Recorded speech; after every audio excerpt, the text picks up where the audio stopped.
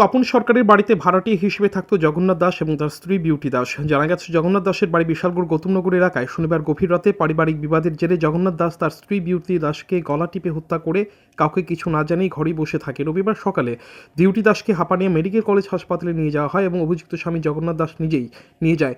সেখানে নিয়ে যাওয়ার পর হাসপাতালের চিকিৎসকরা বিউটি দাসকে মৃত বলে ঘোষণা করে। তখন ঘটনার ব্যাগতিক বুঝতে পেরে অভিযুক্ত স্বামী জগন্নাথ দাস হাসপাতাল থেকেই পালিয়ে যায় এবং তার কিছুক্ষণ পর অভিযুক্ত স্বামী জগন্নাথ দাস আমতলী থানায় এসে আত্মসমর্পণ করে এবং স্ত্রীকে খুনের ঘটনাটি স্বীকার করে। সঙ্গে সঙ্গে আমতলী থানার পুলিশ অভিযুক্ত স্বামী জগন্নাথ দাসকে আটক করে এই ঘটনায় রবিবার দুপুরে আমতলী থানায় একটি খুনের মামলা নথিভুক্ত করে ঘটনাস্থলে আমতলী থানার ওসি পরিতোষ দাস, আমতলীর SDPO Paromita Pandey, forensic team এবং ডগ স্কোয়াড তদন্তে আসে। জানা গেছে, রবিবার বিউটি দাসের মৃতদেহ ময়না তদন্তের পর তার পরিবারের লোকজনদের হাতে তুলে দেওয়া হবে।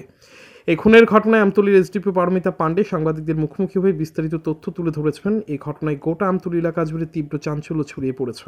আমতলী থানাতে আজকে একটা কমপ্লেন আসে যে না, জগন্নাথ দাস উনি ওনার ওয়াইফকে, বিউটি দাস যার নাম, ওয়াইফকে যে আমতলী আশ্রমপাড়াতে ওরা যে রেন্টেড বাড়িতে থাকতো ওইখানে ওয়াইফকে হত্যা করেছে। তো সেই মূলে আমরা একটা ইনভেস্টিগেশন স্টার্ট করে যে না, যে হাজব্যান্ড যার এগেনস্ট এলিগেশনস আছে জগন্নাথ দাসকে আমরা কাস্টডিতে নিয়েছি, ওনার ইন্টারোগেশন চলছে। আর যে বিউটি দাসকে ওনার বডির পোস্টমর্টম এক্সামিনেশনের জন্য আমরা অ্যারেঞ্জমেন্ট করছি। হসপিটাল আছে টিএমসি হাঁপানিয়াতে। আর বাকি এখানে যে রেন্টেড হাউস যেখানে পাঠায় সেখানে আমরা ফরেন্সিক টিম এসছে, ডগ স্কোয়াড এসছে, সে পিও এরিয়াটা ভালোভাবে তার আমরা সার্চ করে দেখছি, যাতে কোনো ফার্দার এভিডেন্স থাকে সেগুলো আমরা কালেকশন করছি। কীভাবে মারছে কি কোনো উত্তর পাওয়া গেছে? এখন পর্যন্ত একটা পিএম রিপোর্টটা যদি আসে তখন এটা বোঝা যাবে বাকিটা।